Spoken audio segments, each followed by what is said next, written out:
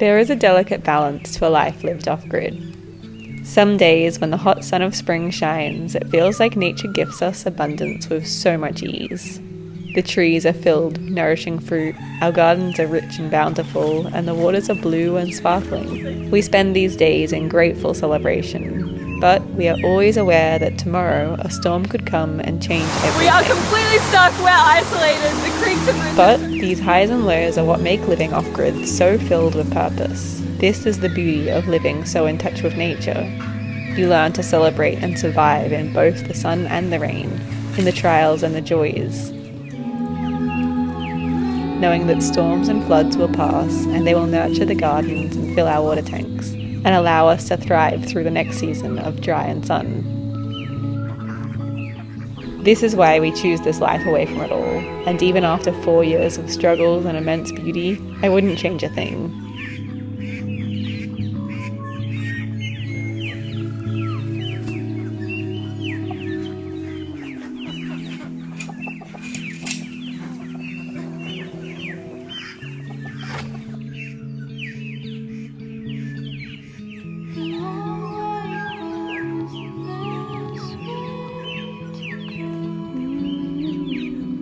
These are the first black sapotes of the season and I'm so excited. They're my favourite fruit ever and it really feels like spring. It does! Black sapote season, everything's getting dry. Mulberries for the ducks to escape fences to.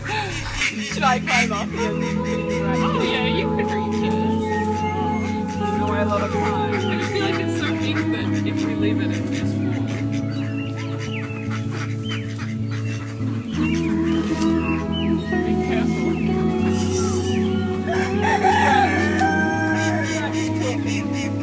Here. Okay, if I lift that down, it's so heavy.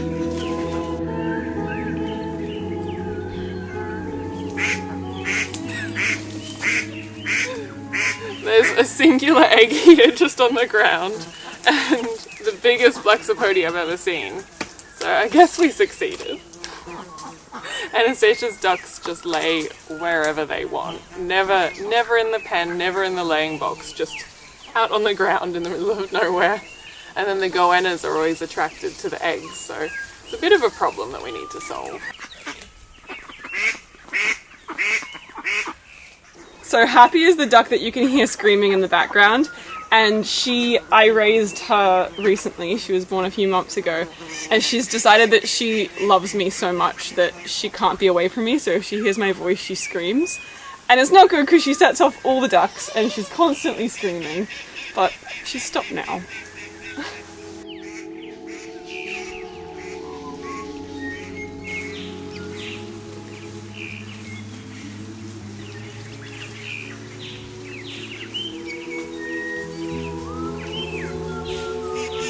The mulberries are almost ready, they just got little fruit on them.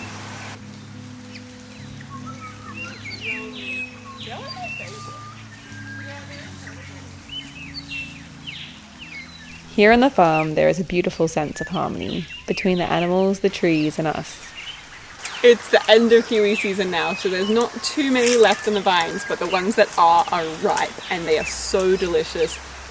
To find a vine ripe in kiwi is like the best thing in the world. It's so incredible. You can smell it all throughout the orchard. Many conventional farms try to grow one crop over many, many acres.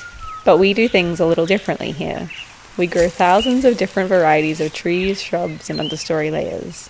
They are all unique, and together they form a beautiful, thriving ecosystem. One of the biggest lessons that we've learned over these years is that sometimes harmony doesn't look exactly how you'd imagine. It's not orderly and neat, but rather it's messy, wild, and beautiful. We've learned that you cannot control the natural world, but when you work within her systems, mimicking the chaos and intention of nature's ecosystems, something magical happens, and you begin to grow and learn with ease.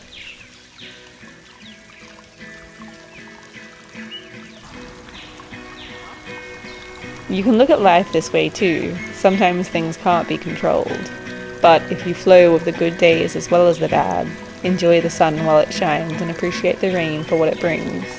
If you sow seeds and tend the plants that will feed you in return and accept the messiness of life, embrace the weeds and the unpredictable weather, knowing that they are temporary too, you may find this same sense of harmony and ease within the world.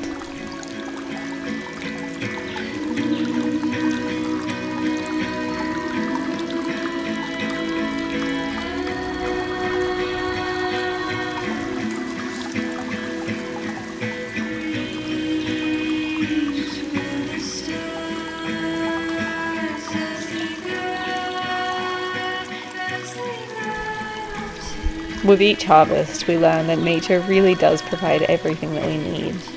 With the juicy fruit of the summertime, winter's vitamin C-filled abundance, and spring's surge of berries, black sapotes, and kiwi fruit. With each new season comes another gift from the forest, in perfect timing to support our needs. There is nothing better than a little picnic of freshly picked fruit down by the water.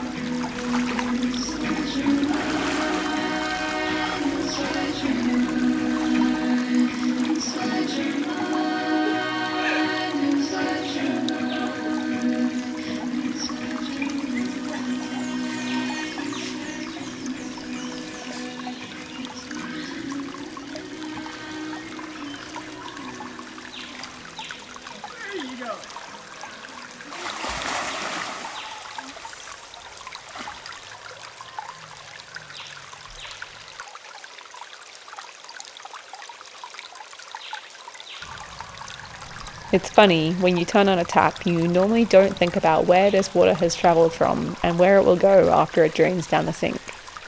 Living off-grid makes you so aware of these things, and a lot of the time, these small, easeful necessities become complex luxuries. Water is something we have to respect and work within its cycles. Normally, in the springtime, we get almost no rain, but this year has been another strangely wet year. As the climate shifts all over the world, we're noticing that our weather is completely unpredictable, and we get a lot more rain than we used to. Spring rain is something that we celebrate though. This can be a tough time of year when the earth dries and the creeks run completely dry. This is normally our bushfire season, so while another wet spring seems strange, it's also a relief to be safe from new fires. And a relief to have wet soil in the garden, water in our tanks, and for the taps to flow when we turn them on.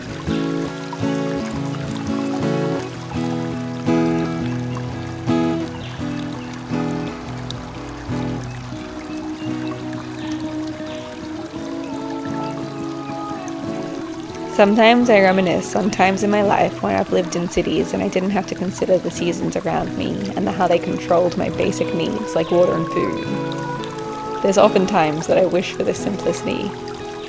The weather controls most aspects of my life. This week it's flooding, so every job on my list has been replaced by cleaning road gutters, checking water tanks, and making sure that all animals are safe. Last week was sunny, so it was time to harvest, relax, and rest.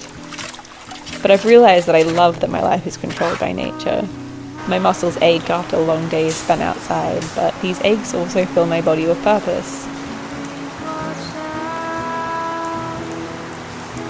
We are completely stuck, we're isolated, the creeks have risen. It's only been raining for a few days, but it's just been really heavy, so the crossing is over and there's only one way out of here, so we're stuck for a while. The longest we've ever been stuck, I think, was a month or so, but normally it's only a few days or maybe a week. It feels meaningful to live with these seasons and respect them. Appreciate rainy days as they bring water, and appreciate sunny days for all that they bring. We've been collecting mulch for the past few days out of the gutters because when the rain comes down it can wash away the whole road if we're not careful. So we need to clear the gutters out of everything, all of the dirt and leaves, and then the water has somewhere to flow so it doesn't ruin the driveway. But all of this is beautiful natural matter that we'll use in the compost, so everything has a purpose.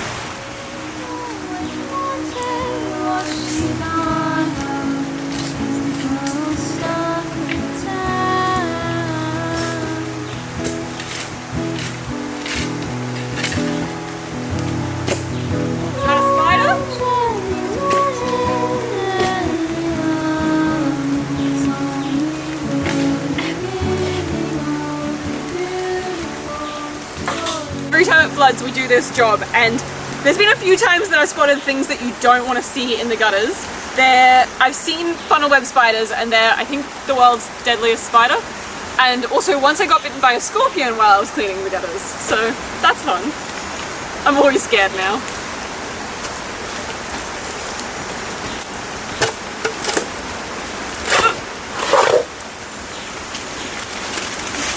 You can see already that there's water starting to run down here now that I've cleared it, and when a big shower comes, so much water comes down these hills. So instead of it running along the road where it'll wear away at all of the bitumen, it'll instead go down here and hopefully keep on track. Part of living off-grid is all of the jobs that we have to keep up with, especially you never know what's coming next, so when the weather turns you've got thousands of jobs to do. But I get home with tired, sore muscles, but I kind of like the purpose of it. It feels meaningful. Thanks for watching, and you can find more in our book, which is linked in our description. The music in this video is by Ruby Rogers, and you can find her links in our description too. Thank you so much to our patrons. We appreciate your support, and your kindness always inspires us.